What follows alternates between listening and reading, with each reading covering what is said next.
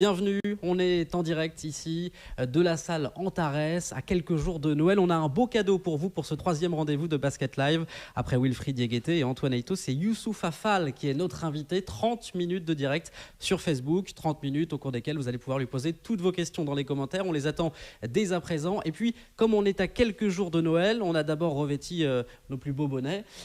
Et puis, surtout, on a un cadeau exceptionnel pour vous parce qu'on est, vous l'avez sans doute déjà remarqué, dans le vestiaire du MSB, un lieu d'habitude évidemment interdit au public. Et on a le plaisir ce soir de vous faire découvrir cet endroit où les joueurs se retrouvent avant les matchs, à la mi-temps et puis après les matchs. Et donc, on est tout simplement assis là où tu t'assois d'habitude. Youssoufa, bonsoir. Bonsoir.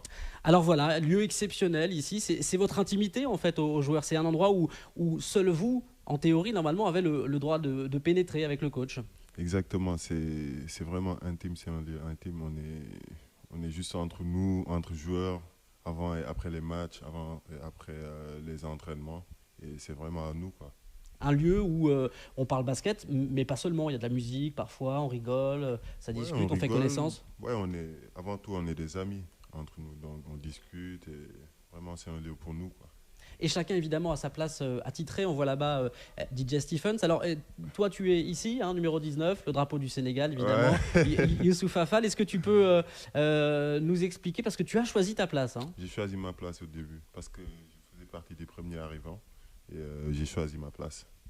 Et pourquoi celle-ci en particulier? Tu voulais être à côté d'un coéquipier ou... Parce que non, pas spécialement parce que je suis vraiment confortable ici. Je peux allonger mes jambes, je suis bien ici.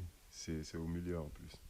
Alors, est-ce que tu peux nous présenter un petit peu les places de chacun, rapidement, hein, sans bouger, sans trop se lever, Ouais, de tête? Est-ce que tu les connais? déjà il y a DJ Stephen qui commence. Après il y a Philippe Amagou. Après il y a Justin Cobbs. Après Mika Riley, Thierry Tarpey, moi, Wilfried Yeguet, Chris Lofton, Romeo Travis et Antoine Eto qui terminent. Voilà. Et donc, tu es entre eux, finalement, à côté d'Antoine Eyto, hein. Non, je suis à côté de. Ah, pardon, à côté de Wilfried Ouais, Diégueté, je dis Wilfried des Yeguet, bêtises. Oui, ouais. oui, les deux pivots Ouais. qui sont côte à côte dans le vestiaire. Ouais. Alors, pendant 30 minutes, Youssoufa, donc on va parler de l'actualité du MSB, on va parler de toi, de ton parcours, de ton histoire, et puis on prendra les questions des auditeurs. Alors, Ça marche. rapidement, là, vous restez sur une série plus délicate quand même qu'en début de saison, 3 défaites consécutives. Qu'est-ce qu'on peut dire pour aller de l'avant? Que malgré tout, on a l'impression que, en tout cas sur les deux derniers matchs, vous avez la maîtrise, vous n'êtes jamais distancé, ridicule, et puis ça joue sur quasiment rien. Alors, est-ce que toi tu retiens, parce qu'on en a un peu parlé, il y a eu à chaque fois contre Nanterre et Limoges des fautes ou des possessions qui étaient en votre faveur et qui finalement ont peut-être fait basculer la rencontre. Je pense par exemple contre Limoges sur le dunk de DJ Stephens. Il y a faute. Est-ce que ça a compté? Vous en avez parlé entre vous, les joueurs? Vous avez l'impression que d'un petit peu vous êtes fait voler? On en a parlé, mais c'est vraiment pas important ça, parce que ce qu'on retient entre nous, ce qu'on retient, c'est que match après match, on progresse. On a perdu contre Nanterre de 4 points. On a perdu aussi contre Limoges de 4 points. Donc ça veut dire que l'équipe progresse, même si le résultat n'est pas toujours, ce qu'on attendait. Mais on sent que le travail paiera. Ça va payer les matchs à venir. La confiance reste, ça veut dire. Oui, la confiance reste. Même si c'est pas évident de garder la confiance à 100% si on perd des matchs comme ça. Donc c'est pas évident. Mais bon, on est confiant, on travaille, le groupe vit bien. Moi, je pense que c'est ça le plus important. Le groupe vit bien vraiment. On est vraiment des amis entre nous. Qu'est-ce qui explique malgré tout qu'à Limoges, vous comptiez 10 points d'avance à un moment donné? Pour les supporters qui étaient là, qui vous suivent, c'est frustrant de voir finalement cette équipe de Limoges revenir, et pour vous encore plus sur le parquet. Il y a eu quelques erreurs, surtout à la fin, des erreurs d'inattention. Comme moi, genre, à un moment, au lieu de bien replier, j'ai laissé le joueur. Je ne l'ai pas vu. Erreur de communication. C'est des détails en fait. Mais maintenant, on s'est toujours concentré là-dessus, mais on va plus se concentrer et essayer de gagner les prochains matchs à venir.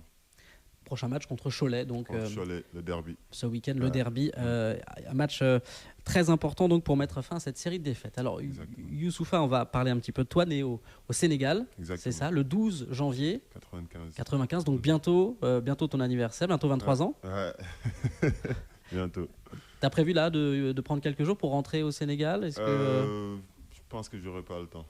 Ouais, ça va être un peu court, donc je pense que je vais rester ici avec la famille. Ouais.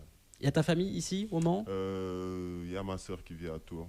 D'accord, oui, donc. Ouais, j'ai juste ma soeur qui vit à Tours. Après, toute ma famille est au Sénégal. Donc raconte-nous un petit peu le parcours au Sénégal.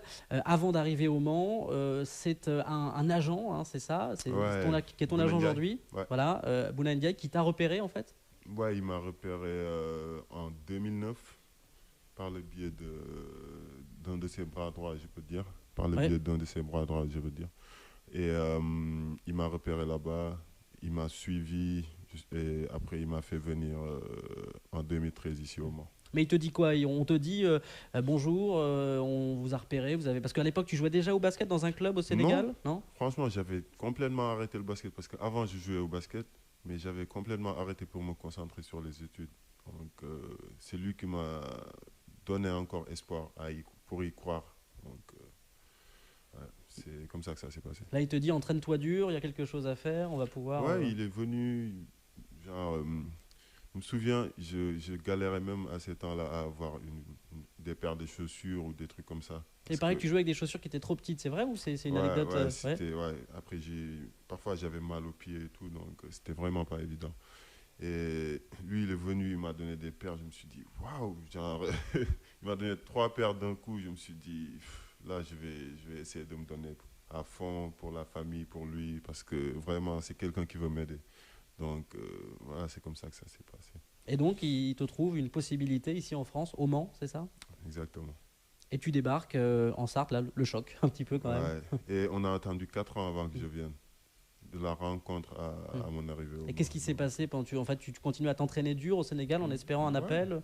Non, mais genre, on a eu beaucoup d'échecs en fait. Genre, on ne nous donnait pas le visa.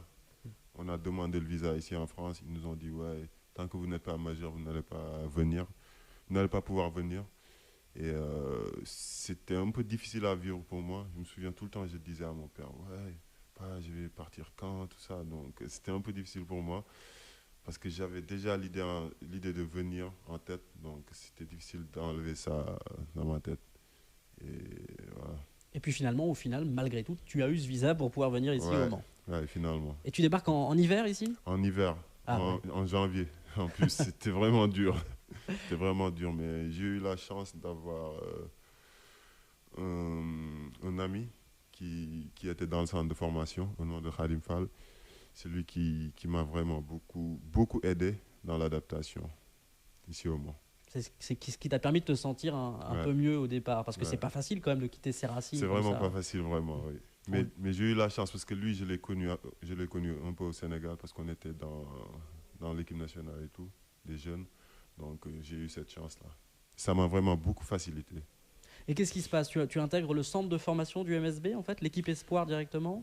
L'équipe Espoir directement, oui, au centre de formation. Au centre de formation. Ouais. Donc là, clairement, il faut s'habituer au basket. C'était difficile au début d'appréhender comme ça le basket européen, voir la différence? C'était vraiment difficile au début parce que j'étais vraiment en retard. Physiquement, techniquement, au niveau du basket, partout j'étais en retard. Et j'ai fallu travailler dur pour rattraper un peu les autres. Donc c'était vraiment dur au début, c'était vraiment, vraiment dur au début. Parce que je me rappelle, je faisais 5 séances par jour. Et le matin déjà, je me levais 9h30, j'avais séance de muscu. Et après, j'avais séance de basket avec les coachs. Après, à 14h, je mangeais. À 14h, j'ai enchaîné avec une séance de boxe. Après, je revenais à la salle pour la séance de l'équipe Espoir. Et après ça,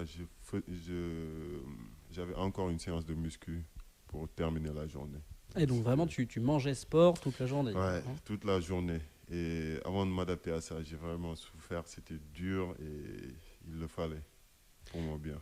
Et il le fallait. Et ensuite, il y a eu un prêt en Pro B l'an dernier, hein, Ouais. c'est ça. Mhm. Tu es allé à Poitiers. Et ça a été une expérience importante pour toi. Hein. Il fallait de toute façon que tu aies du temps de jeu. Et avec Herman Kunter, c'était assez compliqué d'espérer jouer ici davantage que des petites minutes. Donc il fallait avoir une expérience à l'étranger. Je pense que c'était... Pas à l'étranger, pardon, en Pro B. Ouais, Ouais. je pense que c'était primordial parce que, étant jeune, il fallait que je joue pour progresser. Et Poitiers, ils m'ont donné cette opportunité. Le coach, il m'a vraiment fait confiance là-bas. Ils m'ont vraiment beaucoup fait travailler. Rudy Nalom, Antoine qui qui est à Poitiers, le coach adjoint. Ils m'ont beaucoup fait travailler et voilà. Basket Live, troisième rendez-vous après Wilfried Diégueté et Antoine Aito. C'est Youssouf Affal, le numéro 19 du MSB, qui est notre invité. Vous posez évidemment vos questions. Pab te demande, Youssoufa, quels sont tes objectifs de la saison? Alors j'imagine équipe et personnel. Personnellement, je dirais pour l'équipe. Parce que personnellement, je ne regarde pas les stats, des trucs comme ça. Et pour l'équipe, franchement, j'aimerais bien au moins gagner un titre avec l'équipe. Championnat, c'est mieux. C'est mieux, mais on donnera tout pour gagner quelque chose, vraiment. Alors, on donnera tout, vraiment. Tu disais, je ne regarde pas les stats, mais moi je les ai regardés un peu pour toi, tes stats depuis le début de la saison. 13 matchs, 11 points de moyenne, 7 rebonds en Pro A. C'est pas mal quand même. Ouais, mais c'est pas important. Pour moi, c'est vraiment pas important. C'est vraiment les victoires qui sont importantes pour moi. Vraiment, à la fin du match, tu ne demandes pas la feuille de stats pour voir ce que tu as fait, ton évaluation, non? Non, jamais. Non. C'est pas important pour moi. C'est pas important. Ça permet peut-être de voir aussi que tu progresses, tu fais mieux. Ouais, mais quand l'équipe gagne, genre moi, franchement, je pense que genre, quand l'équipe gagne, et quand j'y participe, je dois le savoir moi-même. Donc, j'ai pas besoin des feuilles de stats pour voir si j'ai progressé ou pas. Ouais. Alors, mais malgré tout, ces bonnes statistiques, ça t'a permis d'intégrer le groupe France pour les qualifications, là, en ce moment. Et alors, en fait, tu devais choisir, c'est ça, hein, entre le Sénégal et la France, et tu as opté pour la France. Là, au fait, le truc, c'est un peu compliqué. J'aurais préféré qu'on attende que tout se règle avant d'en parler. D'accord. Ouais. Pour l'instant, on ne va pas en parler, mais en tout cas, c'est plutôt, j'imagine, glorifiant de se dire que ça y est, on fait appel à moi pour jouer peut-être en équipe de France. Franchement, voilà. Oui, c'est un honneur, quoi. Ouais, c'est un honneur, mais bon. Là, c'est un peu en stand-by. J'aimerais bien qu'on en parle quand ça sera fait. On en parlera une autre fois, un petit peu plus tard. Ça marche. Marc nous demande, Youssoufa, quels sont à ton avis tes points forts et tes points faibles sur lesquels tu dois travailler encore? Mes points forts, je dirais, je suis déjà grand, la taille, ça peut être un avantage sur le terrain. Et j'ai un peu de force, si je peux dire. Et ce que je dois travailler, c'est mes tirs, mes lancers francs, mes tirs pour élargir un peu plus mon jeu, pour être inarrêtable. Ah, être inarrêtable. Ouais. Si j'ai un bon shoot, franchement, je pense que je peux être inarrêtable.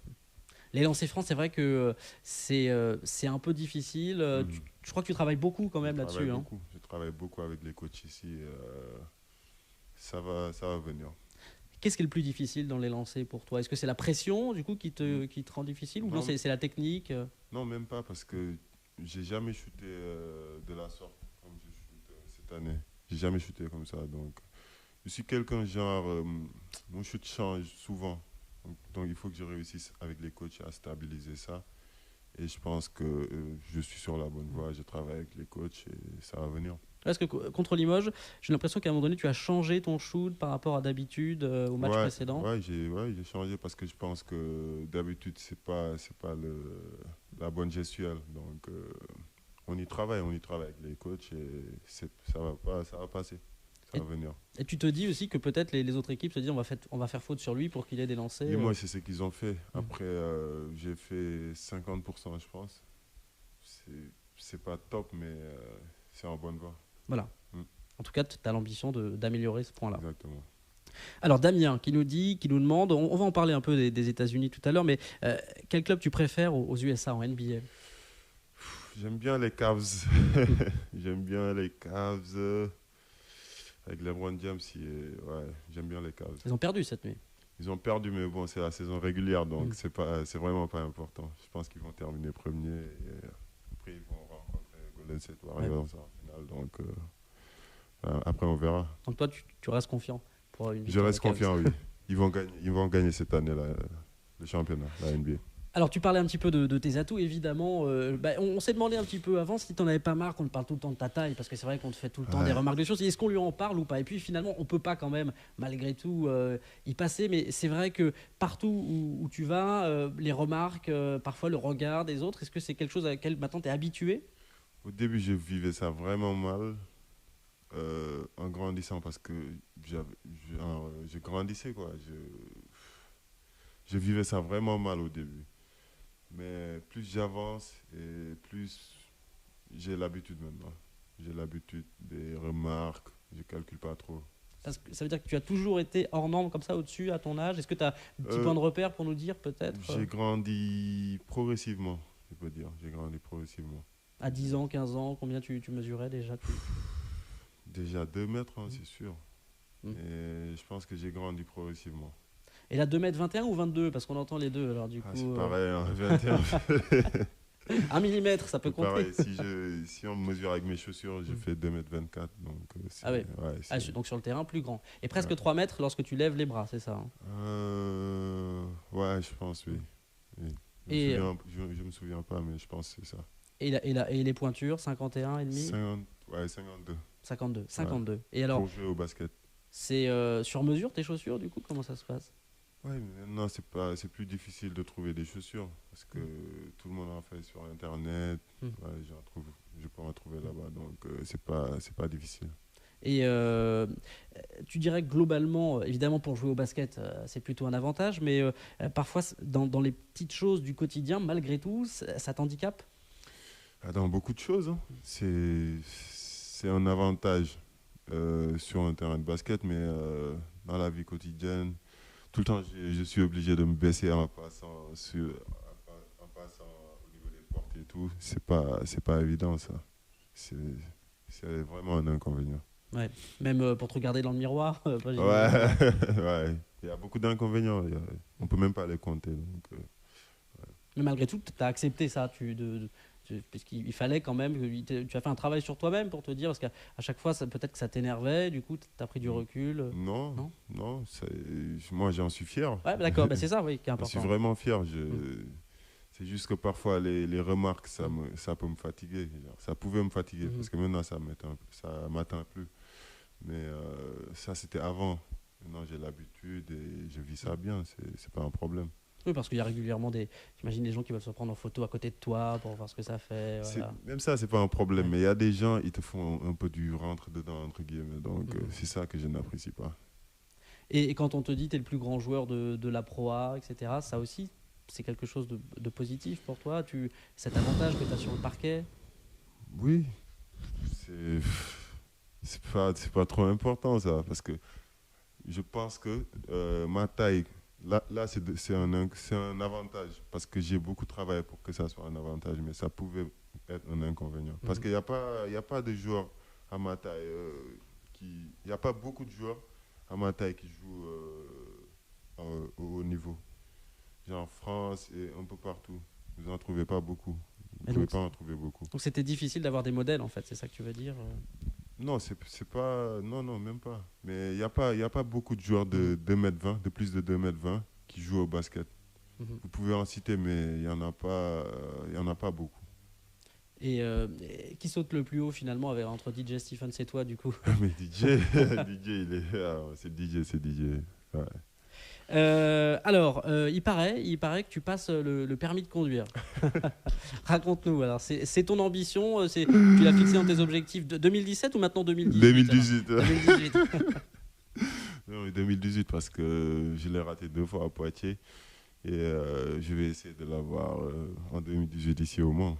Ouais, c'est important. C'est plus facile en plus au Mans qu'à Poitiers, non? Je sais pas. Je sais pas, je sais pas, je sais pas. Et qu'est-ce qui fait que tu l'as raté, le permis? Des erreurs. T'as écrasé personne, non, ça va. Non. Non, mais peut-être c'est des erreurs d'inattention, je pense. Après, je me suis donné les moyens et après je l'ai pas eu, c'est comme ça. Mais je me suis donné les moyens, je l'ai passé 2 fois et après j'ai pas eu le temps parce que je suis parti aux États-Unis. C'est pour ça que je l'ai pas passé pour une troisième fois. Et voilà, cette année, en 2018, C'est bon, c'est fait. Ouais, je vais essayer, mais c'est pas encore fait. On verra bien. Il y a Clémence qui revient sur le match de Nanterre et qui nous dit que tu semblais frustré à l'issue de cette rencontre. Elle te demande les raisons, elle te demande pourquoi. Parce qu'on a perdu. J'aime pas la défaite, c'est juste ça. Même si j'avais fait 50 points, 25 rebonds, on a perdu. Je pense pour moi, c'est le plus important. Si on gagne, je suis content. Même si je fais rien sur le terrain, je suis content parce que c'est pour l'équipe. C'est pour le bien de l'équipe. Et comme on a perdu, je suis frustré. J'aime pas la défaite.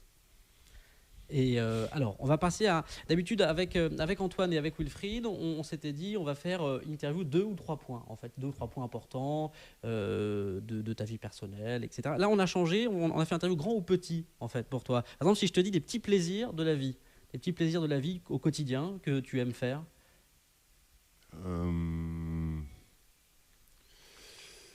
Alors, ça peut être simplement de manger, hein, d'un truc cuisiner, classique. manger, Cuisiner. ouais, j'aime bien. Ouais. Parce que maintenant, j'ai pris l'habitude de cuisiner. Donc, ouais, j'aime bien. J'aime bien manger. Je mange beaucoup. Et qu'est-ce que du coup, tu aimes cuisiner alors? Un peu de tout. Hein. Les plats sénégalais? Les plats sénégalais, je peux juste en faire 2.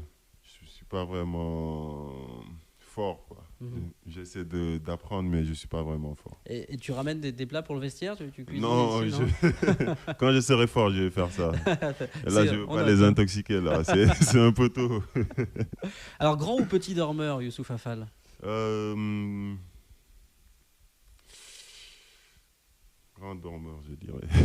je dors, ouais, je dors souvent, quoi. C'est aussi important de faire d'avoir de des bonnes nuits de récupérer. sommeil. Ouais, voilà. Surtout moi, avec ma taille, il faut que j'essaie de récupérer au maximum. Si j'ai un petit laps de temps, j'essaie de récupérer au maximum. C'est important pour mon corps et ouais, c'est important. Ça veut dire se coucher très tôt, se lever tard ou Ouais, se coucher très tôt et essayer de se lever. De toute façon, nous, on se lève tôt donc, pour venir nous entraîner. Mais ouais, c'est important. Alors, tu préfères grand entraînement ou petite séance vidéo? Grand entraînement. Les séances vidéo, c'est pas... Non, c'est dur. C'est dur. Rester là, ouais, je préfère m'entraîner. Tu préfères être sur le parquet, en fait. Ouais, je préfère être sur le parquet. Alors, grand ou petit fan de NBA? On en a parlé un petit peu tout à l'heure. Grand. Grand. Et alors, du coup, parce que comme tu dors beaucoup, tu fais comment pour regarder les matchs Je regarde les résumés, en fait. Je regarde les résumés après, le lendemain. Parce que les matchs commencent super tard. Même si je ne regarde pas en direct la NBA, je regarde souvent l'Euroleague et je regarde beaucoup de basket, quoi. Ouais. Natou nous demande, Youssoufa, si tu as des passions en dehors du basket. Alors moi, je suis sûr que oui, parce que j'ai un petit peu travaillé. Je crois que tu aimes bien le foot. Hein. Tu aurais pu être footballeur au départ, tu as fait du foot? Ouais, je pense. Je suis fort. Ouais. Tu vas me dire que tu prenais tous les Il y ballons aura de des la tête, rageux qui vont c'est dire ça? ouais. Mais je pense que oui. Ouais, quand même. Mais avec ma taille, je pense que ça va aller être compliqué. En défense centrale, tu prenais Défense centrale, voilà. ouais, j'allais tacler tout le monde, dégager tous les ballons. Mais finalement, c'était mieux le basket. Ouais, je pense, oui. Et puis, je sais pas si tu pratiques, mais le tennis, hein, je crois que tu aimes bien. J'ai jamais pratiqué, mais vraiment, c'est quelque chose que j'ai toujours suivi et vraiment j'aime bien. J'aime beaucoup même. Il y a un joueur en particulier? Federer. Ah ouais, Federer. Le boss, quoi. Je déteste Nadal. Ah, tu détestes Nadal, Je l'aime carrément. pas. Parce que il a souvent battu Federer et ça m'a toujours fait mal, quoi. Ouais. Tu l'as jamais rencontré, Roger Federer, encore? Non, j'aimerais bien, vraiment. Federer et au foot, c'est Messi. J'aimerais bien les rencontrer, ouais. Et t'as déjà joué au foot avec des gens du vestiaire? Ils ont fait des matchs parfois? Non, on n'a pas encore eu l'occasion, donc ouais. Sur console par contre, hein, parce que tu sais que Antoine la dernière fois, le mois dernier, nous a parlé longtemps de FIFA. Il est nul en fait. Lui, il est nul. C'est la prochaine fois je vais le battre. Il est nul. Il est nul. Et il t'a battu ou pas finalement alors? Non, il m'a battu. Il m'a battu 2 fois en fait. Uh-huh. Mais c'était disputé. C'était des matchs qui n'étaient pas faciles. Mais je vais le battre les prochains matchs. Les prochains matchs du mois. Mais c'est sympa, ça vous joue en réseau en fait, chacun de votre côté, vous jouez ensemble. En déplacement, on joue parfois. On ramène les consoles, nos consoles et tout, et on joue entre nous. Donc ça peut être sympa. Marc nous demande sur la page Facebook de Sweet FM et celle du MSB, que penses-tu de l'équipe cette année? On en a un peu parlé au début, mais globalement, qu'est-ce que tu penses du niveau de l'équipe? On a une bonne équipe. Pour moi, franchement, on a une très bonne équipe. Et c'est juste que là, on est sur une mauvaise passe. On est en train de perdre des matchs, mais les gens, ils doivent pas oublier aussi qu'au début, on a commencé par un 7-0. Et je suis confiant. Je suis confiant et je suis optimiste. Et je pense qu'on va aller loin. Par rapport à Monaco, par exemple, par rapport à l'Asvel, vous vous situez où, à ton avis? Je ne sais pas exactement, mais À Monaco, vous y avez gagné, Monaco, déjà. oui, on a gagné contre Monaco, on a gagné contre Strasbourg. Après aussi, on a perdu contre des petites équipes. En fait, dans le championnat, il y a pas de logique, en fait. Et je pense que on peut aller loin. On peut aller loin. Et on travaille pour, donc. Ouais. Est-ce que tu as l'impression que quand vous avez enchaîné cette série de victoires, vous étiez plus attendu véritablement? Il y avait un traitement particulier, peut-être sur toi aussi, sur les matchs. On disait contre Limoges, par exemple, là, ils t'ont ciblé pour faire beaucoup de fautes. Est-ce que véritablement, toi, tu te sens un petit peu traité différemment sur les parquets maintenant? Forcément, parce que comme j'ai été un peu médiatisé par rapport à d'habitude, c'est normal, les équipes, ils m'attendent plus.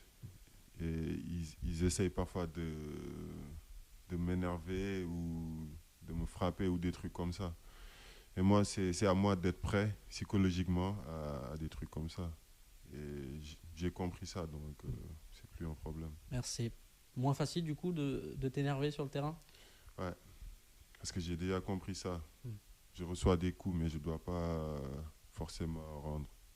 Même discuter avec les arbitres, c'est quelque chose que tu... Ouais, parce qu'avant, il y a eu un match, je l'ai fait et j'ai vraiment regretté. C'est pas à moi d'aller parler aux arbitres et tout. C'est juste que moi, je dois me concentrer sur le terrain, faire ce que je peux faire pour aider l'équipe à gagner. Et à part ça, je dois pas me concentrer sur ça, parler aux arbitres, des trucs comme ça. Basket Live numéro 3, on est en direct du vestiaire du MSB à quelques jours de Noël. C'est notre cadeau, vous faire découvrir ce lieu exceptionnel avec Youssouf Afal. On va prendre encore peut-être une ou deux questions. Et puis, alors, il n'y aura pas le challenge habituel ou de haut panier parce que, on va dire, Antoine Aïto en avait mis deux, mais tu voulais pas le ridiculiser parce que tu... Je voulais pas les voilà. ridiculiser. Antoine, je voulais pas te ridiculiser. Voilà. Mais t'inquiète, on se connaît. Parce qu'on l'a fait tout à l'heure hors caméra et tu as mis les trois faciles. Ouais, facile, voilà. ouais. Donc, Antoine. Alors David nous demande, oui c'est vrai que c'est un peu l'actu du MSB, que penses-tu de la prolongation de contrat jusqu'à la fin de la saison de Chris Lofton? C'est une bonne chose. Ça élargit l'effectif et c'est une bonne chose pour aller le plus loin possible en championnat. Et que ça soit contre Nanterre ici ou à Limoges, il est en forme en plus, Chris Lofton. Il est en forme, il nous apporte beaucoup. Si on pose de vrais écrans pour lui dégager le shoot, il pourra vraiment faire beaucoup de performances comme ça, parce que c'est un vrai shooter. Et concernant ton avenir, toi, est-ce que tu y penses déjà à la saison prochaine, à tes ambitions à plus long terme, les rêves que tu as? Actuellement, je pense juste à gagner, à gagner pour le MSB, comment faire pour aider l'équipe à gagner et aller le plus loin possible. Et après, on verra. Après, on verra avec mon agent et tout, mais j'y pense pas trop. C'est pas pour l'instant à l'ordre du jour. Voilà. Non, non. Et puis Laurent nous demandait un petit peu plus tôt tout à l'heure, c'est une question intéressante. On gère comment quand on est sportif professionnel comme vous, basketteur pro, les fêtes de fin d'année? Parce qu'on ne peut pas trop manger, sortir, il y a des matchs malgré tout qui s'enchaînent. Est-ce que tu as des restrictions? Est-ce que tu t'imposes des trucs? Ouais, mais je pense qu'on peut se lâcher un peu quand même. Ah, on peut se lâcher un peu quand même. Genre, quand on sera à la trêve, le 28, ouais, le 27, le 28, après on aura 10 jours, je pense, 7, 8, 10 jours, quelque chose comme ça. Mais il faut rester pro aussi durant toute cette période parce qu'on va enchaîner 2 matchs, le 23 et le 27, donc c'est important de ne pas trop manger, je pense, pour revenir en forme pour le match du 27. Mais malgré tout, on peut quand même se faire plaisir. mais ça, c'est après. C'est à la trêve. Après. On pourra se faire plaisir parce qu'on aura 8 jours de off. Très bien, bah écoute, merci beaucoup Youssoupha. On va juste parler de la réception de Cholet, donc samedi à Antares. Il y a une très très belle opération qui est organisée par la Ligue nationale de basket avec le MSB, le Secours populaire aussi. La possibilité d'admettre un cadeau pour les enfants qui ne peuvent pas en avoir, qui seront remis. Donc ce week-end, il faut que tous les supporters viennent ici à Antares avec un cadeau. Ouais, il faut que tous les supporters viennent avec un cadeau pour les enfants qui n'ont pas vraiment les moyens. Ça sera une bonne chose, quoi, de fait. Ou alors on pourra acheter ici directement sa peluche. Exactement. Voilà. Exactement. Et je sais que les Manceaux, ils vont faire ça, c'est sûr. Il y a justement une belle ambiance à Antares depuis le début de l'année. En termes d'affluence, peut-être on va taper sur la doigt si je dis bêtises. La troisième affluence de Pro A depuis le début de la saison, c'est bien, ça se soutient. C'est une bonne chose, ça veut dire que les gens y croient en l'équipe. Et nous, on va essayer de leur rendre ça et de nous donner à fond. Il faut gagner contre Cholet. Il faut gagner contre Cholet. On va retenir ça. Merci beaucoup Youssoupha. De rien. On va dédicacer ce t-shirt pour ensuite l'offrir à un fan du MSB, un supporter qui nous a suivis ce soir dans ce troisième rendez-vous de Basket Live. On va faire un petit peu de place ici sur la table. Hop, hop, hop. Voilà. Je vais me lever de mon côté pour que tu sois plus tranquille. Vas-y. Voilà, donc t-shirt dédicacé qu'on fera offrir sur la page Facebook du MSB et de Sweet FM. Vous pouvez d'ores et déjà d'ailleurs vous inscrire, vous mettez votre nom et puis on fera un tirage au sort et vous pourrez gagner ce t-shirt. Voilà, alors je vais le tenir, on va le dédicacer tranquillement ensemble. Voilà. Alors attends, hop là, on va y arriver, tout va bien. Voilà. Vas-y Youssoupha, c'est un peu notre cadeau de Noël après vous avoir fait découvrir le vestiaire du MSB ici. Hop, voilà, numéro 19. Le 19, reprends un peu le micro justement, le 19 c'est ton numéro fétiche, c'est toi qui l'as choisi? Non, c'est pas un numéro fétiche, c'est juste que l'année dernière je l'avais à Poitiers. Et avant de prendre ça à Poitiers, j'avais demandé à mon père est-ce que je pouvais le prendre. Et il m'a dit oui, c'est pour ça que je le garde. Et pourquoi tu as demandé à ton père du coup? Parce que je demandais tout à mon père. D'accord. Ouais, voilà. T'es encore très proche de lui, du coup. Ouais, comme il est parti, donc moi je tiens à ce numéro. Ouais, c'est pour ça que tu tiens à ce numéro. Ouais, exactement. D'accord, écoute, merci beaucoup Youssoupha, bon match contre Cholet. Merci beaucoup. Voilà pour ce troisième numéro de Basket Live. On se retrouvera évidemment en 2018 avec un nouveau joueur du MSB et puis peut-être, qui sait, dans un nouveau lieu pour vous faire découvrir donc l'envers du décor. Très bonne soirée à tous.